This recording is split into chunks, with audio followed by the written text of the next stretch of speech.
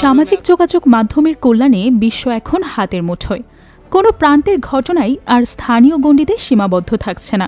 সম্প্রতি এমনই এক ওপেন থিয়েটারে আলোচনার কেন্দ্রে উঠে এসেছে মরুভূমির এক নিরীহ প্রাণী, যার নাম সান্ডা। ভিডিও, রম্য কথা, হাস্যরসাত্মক পোস্ট আর মিমে ছেয়ে গেছে ভার্চুয়াল জগৎ। সান্ডা আসলে টিকটিকি প্রজাতির সরীসৃপ। দেখতে কিছুটা গুইসাপের মতো হলেও এর শরীর ছোট ও মোটা, আর এর খাদযুক্ত লেজ আত্মরক্ষার কাজে লাগে।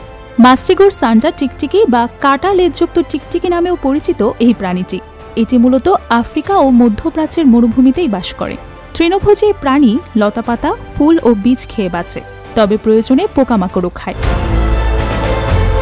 সাম্প্রতিক সময়ে মধ্যপ্রাচ্যে প্রবাসী বাংলাদেশিদের মধ্যে সান্ডার শিকার একটি ভাইরাল ট্রেন্ডে পরিণত হয়েছে।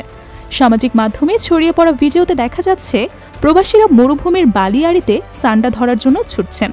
মজার ছলে কেউ বলছেন, ভাই, এই সান্ডা না ধরতে পারলে চাকরি যাবে। আবার কারো মুখে শোনা যাচ্ছে, কফিল বলেছে সান্ডা না পেলে ভিসা ক্যান্সেল। কেউ আবার বলছে, কফিলের ছেলের জন্য এই সান্ডাটা ধরলাম। এই ভিডিও এবং মিমগুলো দ্রুতই বাংলাদেশে ছড়িয়ে পড়ে এবং ভাইরাল হয়। অনেকেই রসিকতা করে বলছেন, বৈধ ভিসার চাবিকাঠি নাকি এখন এক টিকটিকি।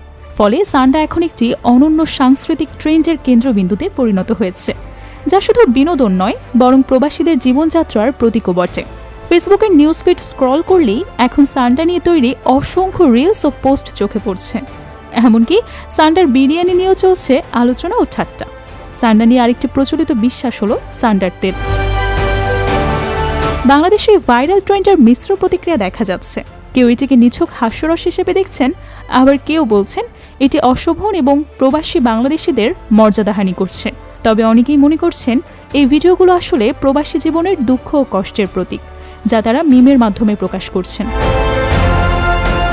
একটি সামান্য মরুভূমির প্রাণী সান্ডা, যা হয়তো অনেকের কাছেই অপরিচিত ছিল, আজ তা বিশ্বজুড়ে ভাইরাল। তবে এটি শুধু একটি প্রাণী হিসেবেই নয়, বরং প্রবাসী জীবনের হাসি, কান্না, কষ্ট আর কৌতুকের এক জীবন্ত প্রতীকে পরিণত হয়েছে।